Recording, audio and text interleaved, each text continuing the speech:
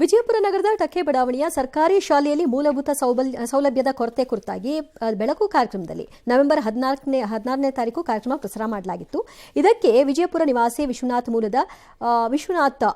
ಮುಂಬೈ ಮೂಲದ ವ್ಯಕ್ತಿ ತಾಪಿದಾಸ ಮತ್ತು ತುಳಸಿದಾಸ ವಜ್ರದಾಸ ಚಾರಿಟೇಬಲ್ ಟ್ರಸ್ಟ್ನ ಸ್ಪಂದನೆ ಸಿಕ್ಕಿದೆ. 321 ವಿದ್ಯಾರ್ಥಿಗಳು ವ್ಯಾಸಂಗ ಮಾಡ್ತಾ ಇರುವಂತಹ ಈ ಶಾಲೆಯಲ್ಲಿ 125 ಡೆಸ್ಕ್ಗಳನ್ನು ಈಗ ಒದಗಿಸಿದ್ದಾರೆ. ಇದರಿಂದ ಶಿಕ್ಷಕ ವರ್ಗ ಮತ್ತು ವಿದ್ಯಾರ್ಥಿಗಳು ಫುಲ್ ಖುಷಿಯಾಗಿದ್ದಾರೆ.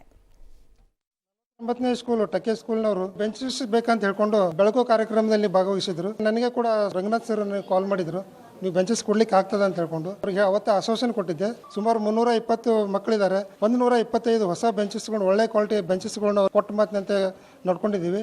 ಎಲ್ಲ ಮಕ್ಕಳು ಬೆಂಚಸ್ ಮೇಲೆ ಕೂತ್ಕೊಳ್ತಾ ಇದ್ದಾರೆ. ನಮ್ಮ ಟ್ರಸ್ಟ್, ನಾನು ಮತ್ತು ಸ್ಕೂಲ್ನವರು ಎಲ್ಲರೂ ಸೇರಿ ಕೆಲಸ ಮಾಡಿದ್ದಕ್ಕೆ ಭಾಳ ಖುಷಿ ಆಗ್ತಾ ಇದೆ. ನಮ್ಮ ಸ್ಕೂಲೊಳಗೆ 1ರಿಂದ 8ನೇ ತರ ಬೆಂಚ್ ಇದ್ದಿದ್ದಿಲ್ಲ. ನಾವು ತಳಕ್ ಕುದರ್ಬೇಕಾಗ್ದಿದ್ದು. ಮೊನ್ನೆ ಎಲ್ಲರೂ ಬೆಂಗಳೂರಿಗೆ ಹೋಗಿದ್ದರು. ನಮಗೆ ಬೆಂಚ್ ಎಲ್ಲ ಕೊಟ್ಟ ಪಬ್ಲಿಕ್ ಟಿವಿಗೆ ಎಲ್ಲ ಧನ್ಯವಾದ ಹೇಳ್ತೀವಿ. ನಮ್ಮ ಬರೆಯಲು ಸಹಾಯ ಆಗ್ತೈತಿ. ಮುಂಬೈಯವರು ಬೆಂಚ್ ಕೊಟ್ಟಾರ.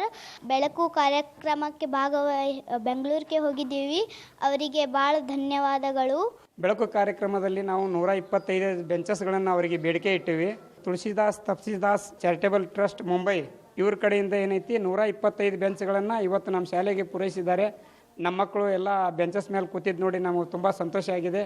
ರಂಗನಾಥ್ ಸರ್ ಅವರಿಗೂ ಹಾಗೂ ಟ್ರಸ್ಟ್ದವರಿಗೆ, ವಿಜಯಪುರದ ನಿವಾಸಿ ವಿಶ್ವನಾಥ್ ಮತ್ತು ಆ ಟ್ರಸ್ಟ್ ಅವರಿಬ್ಬರ ಸಹಯೋಗ ಅಲ್ರಿ. ಅವ್ರು ಮಾಡಿದ್ದಕ್ಕೆ ನಾವು ಸುಮ್ಮನೆ ಬುರ್ಡೆ ನಾವು ಹೇಳ್ಬಿಟ್ವಿ ಅಂತ ತಂದ್ಬಿಟ್ರೆ ನಾವು ಕಡ್ದಿದ್ದು ಏನಿಲ್ಲ ಇದರಲ್ಲಿ. ಅವರು ಮಾಡಿರೋದು ಈಗ ಯಾರ್ಯಾರು ಏನೇನು ಹೇಳಿದ್ರಿ ಅವೆಲ್ಲ ಅವ್ರ ಕಡೆಗೆ ಇಬ್ಬರ ಕಡೆಗೂ ತಿರುಗಿಸಿ, ನಮ್ಮ ಕಡೆ ಅಲ್ಲ ಅದು. ನಾವು ರಿಕ್ವೆಸ್ಟ್ 1000 ಮಾಡ್ತೀವಿ ಹಂಗನ್ಬಿಟ್ಟು I think if anybody deserves ನನ್ನ ಪ್ರಣಾಮಗಳನ್ನು ಇವತ್ತು ಅದು ಅವರು ವಿಶ್ವನಾಥ್ ಮತ್ತು ಆ ಟ್ರಸ್ಟ್ನವರು. ಫೆಂಗಲ್ ತೂಫಾನ್ ವರ್ತನೆ ತಜ್ಞರನ್ನು ಚಕಿತಗೊಳಿಸಿದೆಯಂತೆ. 10ರಿಂದ 12 ಕಿಲೋಮೀಟರ್ ವೇಗದಲ್ಲಿ 200-220 ಹೋಗಬೇಕಾದ್ದು ಹೋಗ್ತಾ ಇತ್ತು. ಆಶ್ಚರ್ಯ. ನಿಂತ ಕಡೆನೇ 3 ಕಿಲೋಮೀಟರ್ ವೇಗದಲ್ಲಿ ಅಲ್ಲಲ್ಲೇ ನಿಂತ್ಕೊಂಡ್ಬಿಟ್ಟಿದೆ. 17 ಗಂಟೆ 19 ಗಂಟೆ ಎಲ್ಲ ಒಂದು ಕಡೆ ಇನ್ನೊಂದು ಕಡೆ ತಿರ್ಕೊಂಡು ಹೋಗ್ಬಿಟ್ಟಿದೆ. ಅದು ವಿಚಿತ್ರ. ಇದು ಯಾವತ್ತೂ ನೋಡಿರಲಿಲ್ಲ ಇಂತಹ ವರ್ತನೆಯನ್ನು ಅಂತ ಹೇಳಿದೆ. ಅದು ಯಾವುದೋ ದಾರಿ ತಪ್ಪಿದ ಮಗ ಇರಬೇಕು.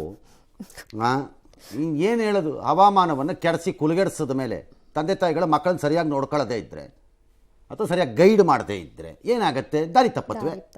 ಹವಾಮಾನನ ಸರಿಯಾಗಿ ನೋಡ್ಕೊಳ್ಳೋದೇ ಇದ್ದರೆ ಏನು ಮಾಡುತ್ತೆ? ದಾರಿ ತಪ್ಪತ್ತೆ. ಭಾಳ ಸರಳ ಅಷ್ಟೇ. ಎಸ್.